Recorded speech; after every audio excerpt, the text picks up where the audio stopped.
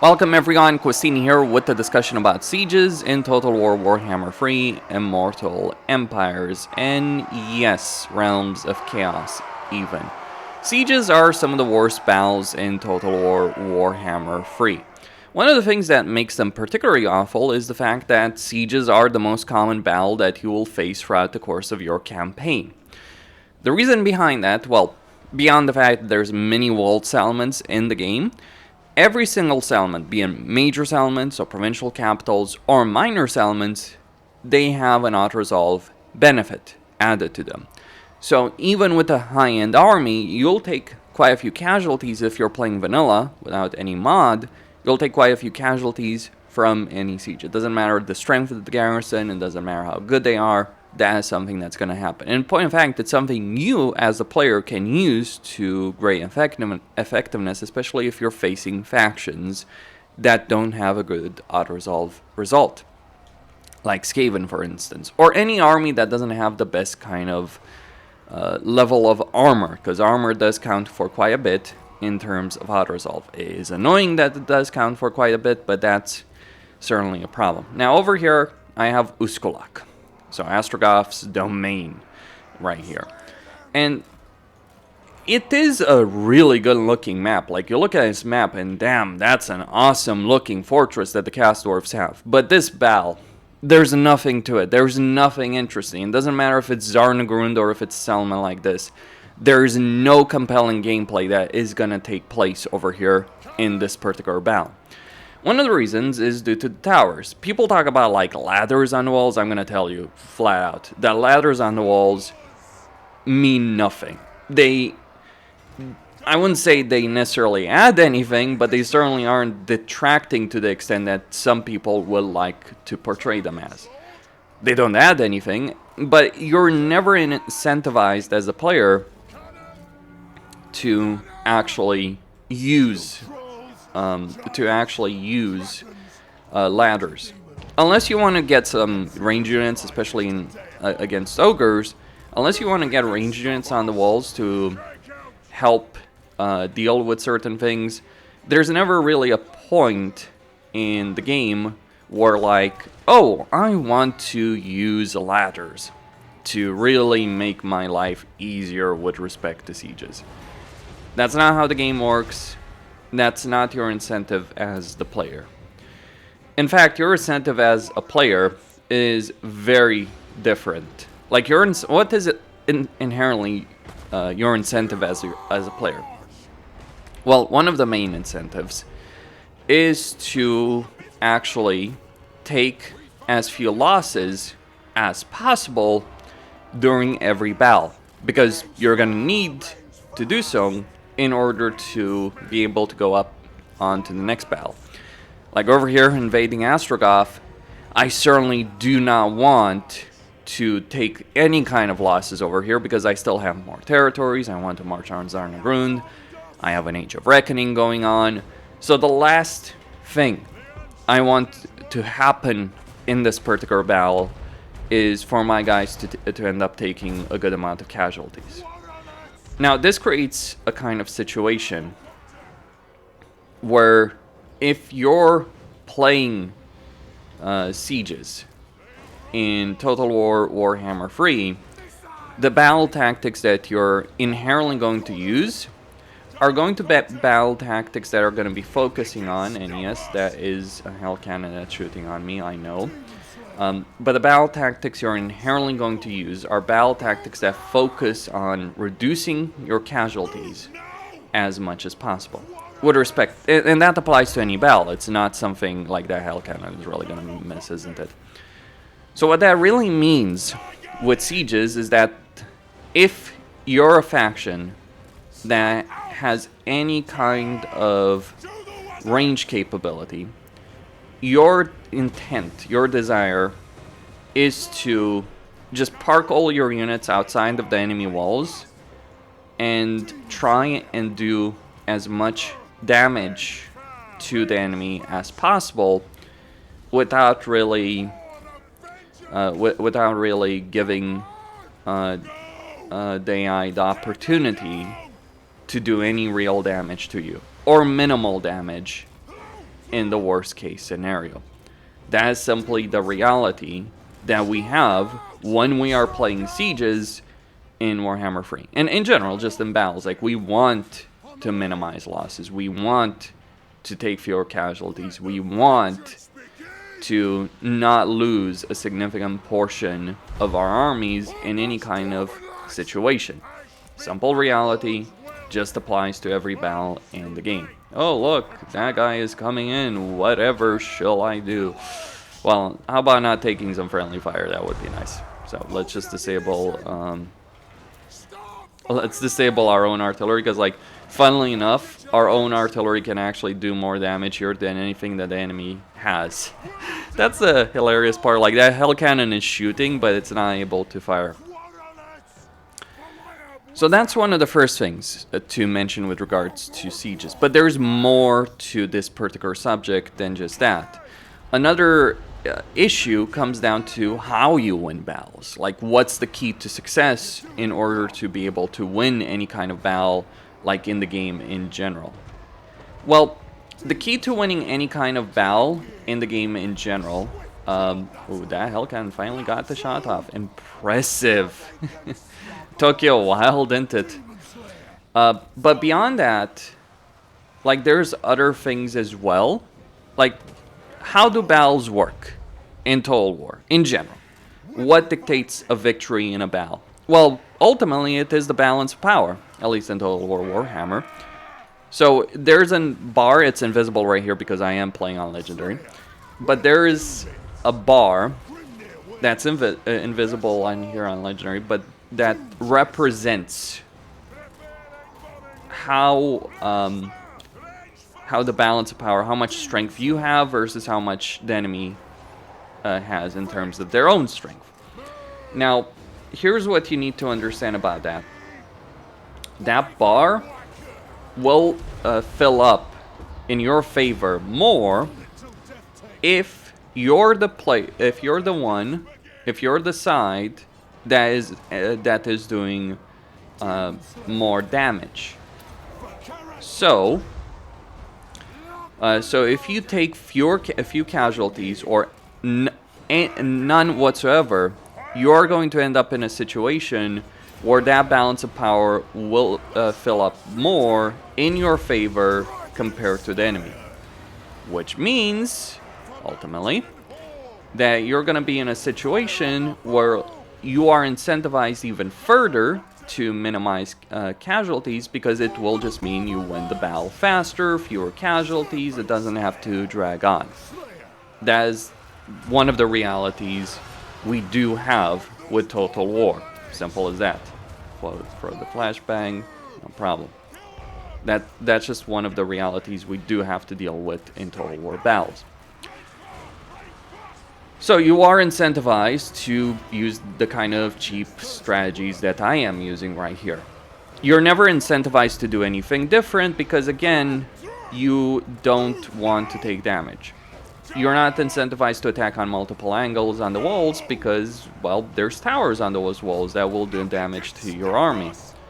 So those are just some of the issues that do crop up over here. Let's drop some bombs. So one of the problems. Another one of the issues is the way the AI behaves in these kind of battles. So the AI in sieges will never attack you with its entire army. The AI will never really fully threaten you. And even the towers, even the freaking towers that the AI does have, are not really going to do a whole lot of damage, if you understand it. So towers, the buildable towers the AI has, the ones inside of the settlement, like, I'm not talking about the ones outside of the settlement, but the ones inside of the settlement, they're pretty meaningless as well.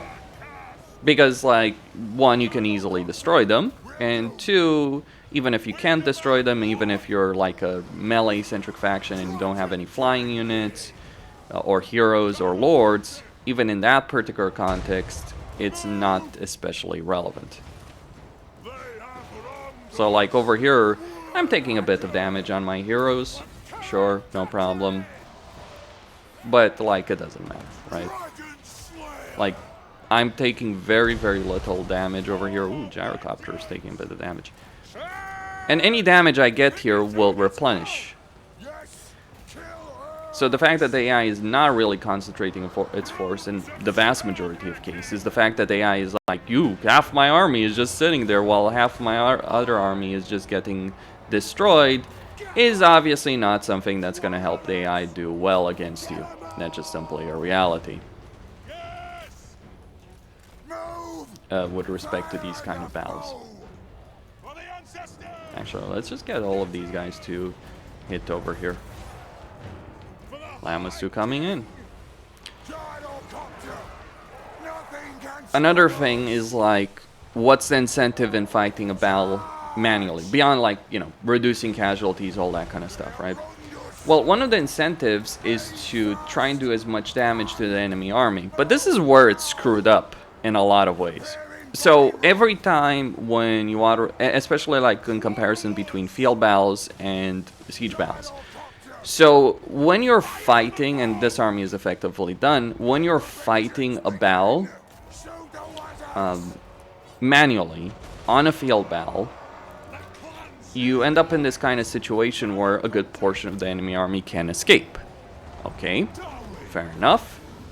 But if you auto-resolve that field battle, and bear in mind, it is much easier to auto-resolve a field battle even against legendary lords than it is to be a siege battle. Like, you might face powerful legendary lords, Alkia, Archeon, etc., where you can genuinely get an auto-resolve far easier, an auto-resolve victory, and one with lower casualties than even a minor settlement battle. Like, that is genuinely a reality you may have to deal with as a player in this game. Like, if I was to auto-resolve this siege, like, I could probably win with this army in an auto-resolve, but I would certainly take far more casualties than this. And even these tactics that I've been using haven't necessarily been the most efficient ones, because obviously I should have been using my artillery a bit differently.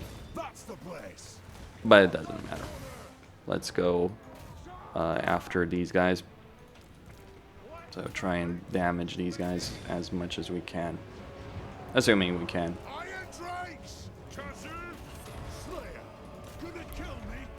Like, you want to minimize your risk. You don't even want to fight in most of the settlement. That's also another tragedy. You have these big maps with like intricate layouts, and it's like you don't give a damn about them because like you don't want to go too far in because there's more towers, there's barricades. You spread your army apart, you'll take significantly more damage, and again, you want to reduce those casualties as much as possible. But what's fucked up about the auto-resolve, if you auto-resolve a field battle in the campaign, you completely wipe out the army. If you fight them manually, some of that army might survive. There's pros and cons with that approach, but it's like obviously eliminating the entire freaking enemy army is a significant benefit. Undeniably so. I don't think anyone can particularly dispute that point. But with sieges, whether or not you fight the battle manually or auto-resolve it, the army defending it will always be wiped out. However, because sieges do inflict, even with AR mods, because sieges do inflict more damage on your army than field battles, than any kind of field battle, you end up in this crappy situation where, like, yeah, I have to fight every siege because I'm not going to gain anything if I auto-resolve it. In fact, I'm going to lose something, so you end up fighting tons and tons and tons of freaking sieges. And that's just not a fun experience.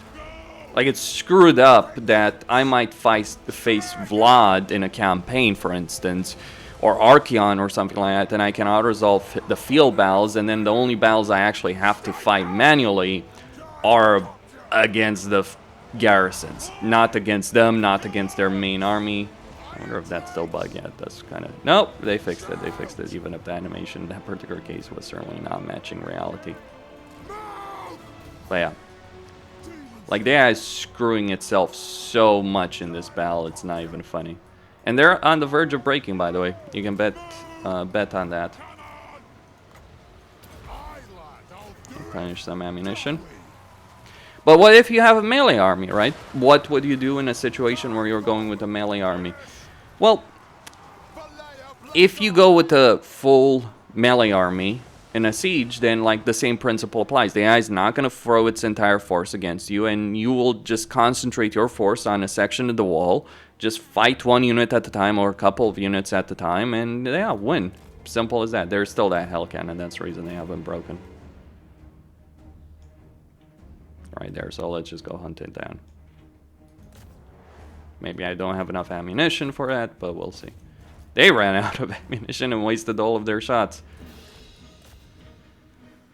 So I think, what would I change? Well, I would say that one of the things we certainly need with respect to sieges is more flexibility in them. Because it's not fun just like putting your army in a section of the battlefield where like the towers can't reach you. That is not fun gameplay.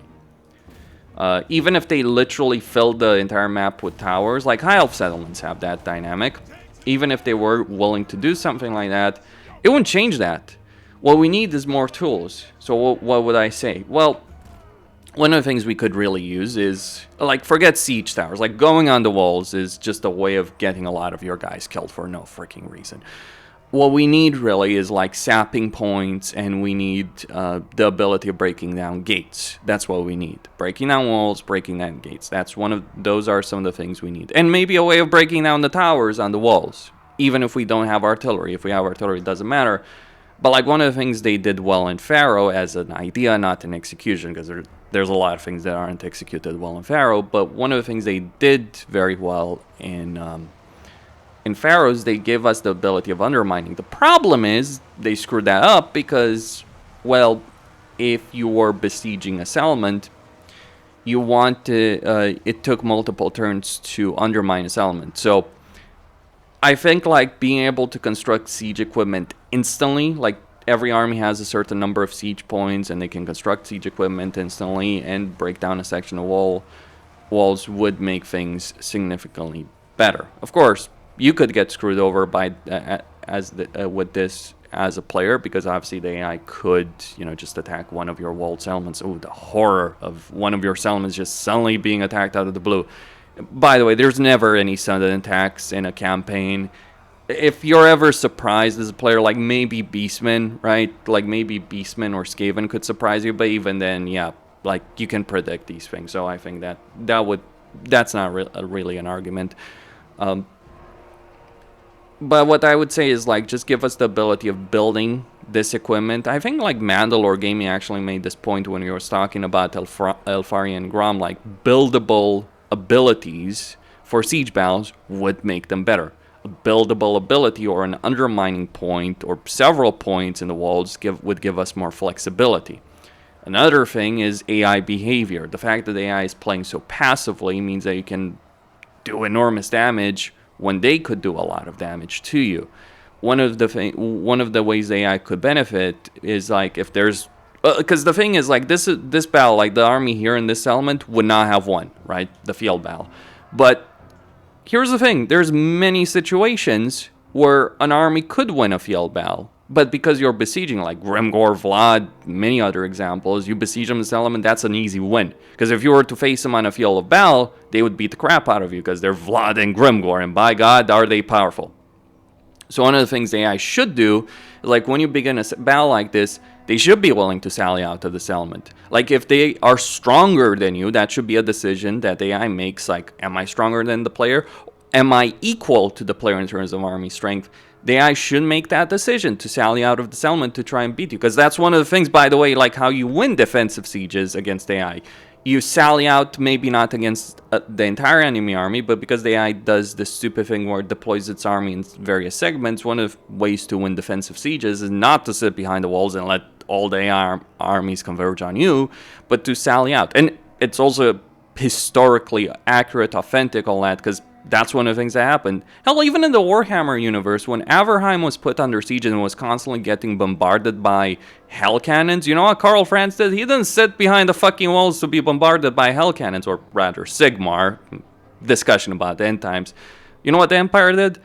They took their cavalry, they took their mages, they took their infantry, a decent portion of it, and counterattacked beyond the walls. And they were vastly outnumbered by the forces of chaos in this context. Mind you, they also use magic, so to cheat on that subject, but still, that's one of the things, to take out the hell cannons to reduce the bombardment of the city, because they would have lost otherwise. So the fact like the AI is constantly playing in such a passive way is really screwing them over. And I also have to mention this. The buildable towers and barricades are awful. Like, oh, barricades. Like, if they were built... Like, if you had the decision at the start of the battle and you only had a certain number of points, the tower defense minigame we have is just freaking awful. Like, I think this is a universally agreed to point. Like, it doesn't make things interesting. The towers are not really that great. Oh, but what about barricades? They offer tactical possibilities. Yeah, they're also broken as hell in terms of their pathfinding. Because, like, let's say you have a barricade here, right? And there's an enemy unit behind it, and there's one of your units trying to attack it. You know what those units behind the barricade will? They'll attack the units through the barricade. They'll attack the units through the barricade, trying to destroy it. And what that will do is it will screw over your pathfinding.